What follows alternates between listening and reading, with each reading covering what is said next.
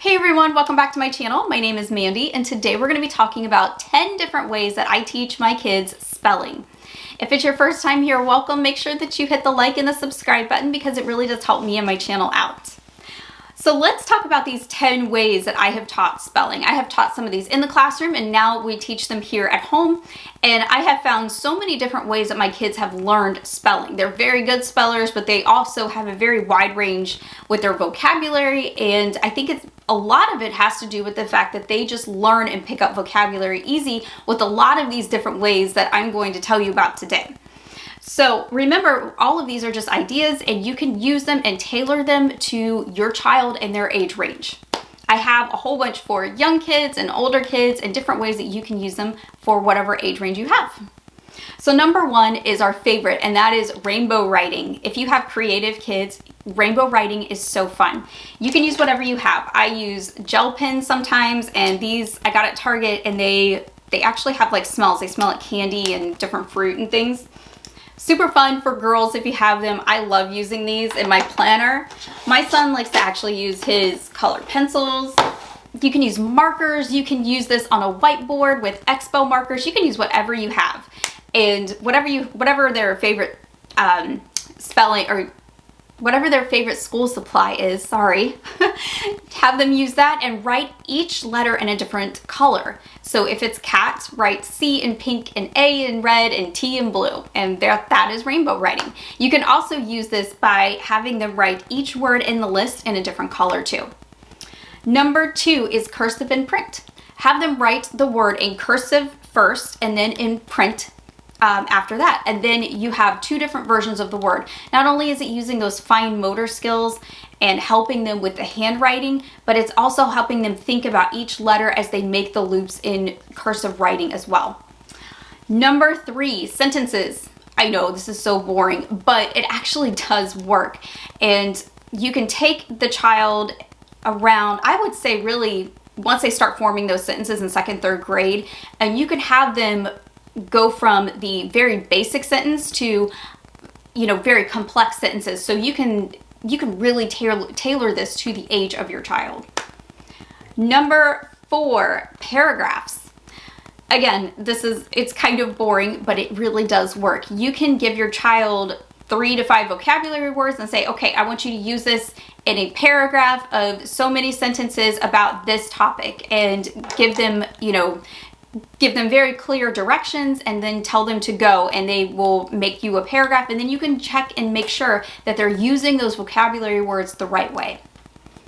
Number 6, sand writing. So this was something that I used in the classroom a lot with my younger students, and it helped so much. These are great for CVC words. Now, what do I mean when I say CVC words? I'm talking about consonant, vowel, consonant words. So CAT, that's a CVC word. There are so many CVC words out there, and if you teach preschool and kindergarten, I'm sure you have like a list of 100 of them in your head already. But this is a great way for them to get in those fine motor skills, but also get them those spelling skills as well. And it really is a great way for them to learn their name too. So just get a tray and put in the fine sand, or I think even moon sand, we've done this before too with, and you just dump it in there, smooth it out, have a nice even layer, and then have them write their name or the spelling word with their finger. So you can just have them write it in there, and then when they're finished, you can just swipe it and erase it, almost like an etch-a-sketch.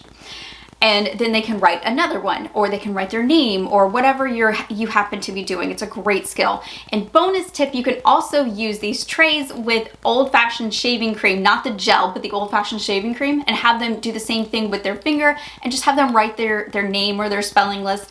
And it also smells really good too. Number 6, say, spell, say. Cat, C-A-T, cat. That's how you say, spell, say. You can quiz them on that throughout the week. Super simple.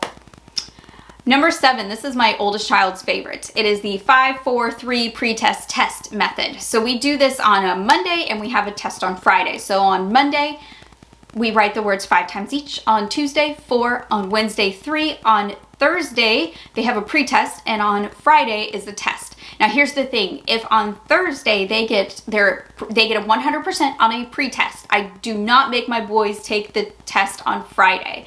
So you better believe that they work really hard to get that 100 on their pre-test. And this has worked so well for us here at home. And this is actually my 8th grader's favorite way to do spelling. And I think it's because he feels like he gets to get out of a test on Friday, but it actually does work. Number 8, flashcards and drawing. So this is something that my oldest child actually made up that I realized about a year ago that this was really helping him.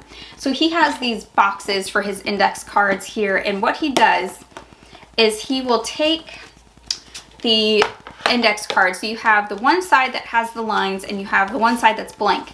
On the one side with the lines, he will write, if it's a vocabulary word, he'll write the definition.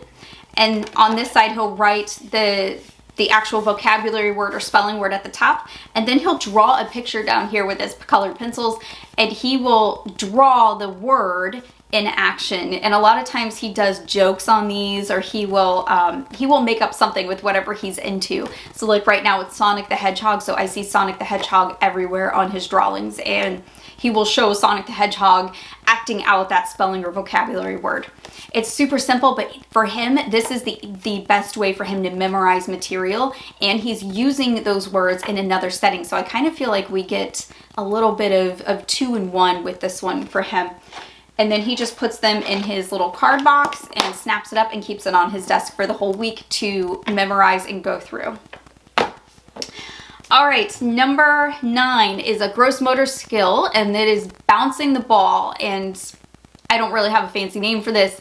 Basically, we just take our 2 kids and they bounce a ball back and forth with each other, and they spell out the word that they need to know. So you as the teacher could call out the word, and they bounce the ball back and forth, and every time they catch the ball, they have to say a letter in that word. And this is great. They can do this by themselves, you know, bouncing it against the pavement even. Or if you have 2 or more kids, they can bounce them between each other, and each child can say the next letter in that word. Number 10, typing. Having your child use a laptop or a computer and having them make sure that they have their hands exactly where they need to go and typing out the vocabulary and spelling list is a great way for them not only to learn spelling and vocabulary, but for them to increase their words per minute because they're using those typing skills. So you kind of get a 2-in-1 with that one as well. So these are the ways that I teach them how to do spelling here at home. We have done all of these, and right now we're focusing on a couple more than others, but it is a great way to get those spelling and vocabulary skills down with your kids without making it feel so monotonous as well. Tell me if you made it to the end of the video, and tell me what your favorite way to do spelling is with your kids. How do they learn best? I hope that you guys have a great rest of your day. That is all I have for you for this video. I hope you have a great week. Happy homeschooling, and I will see you in the next one. Bye.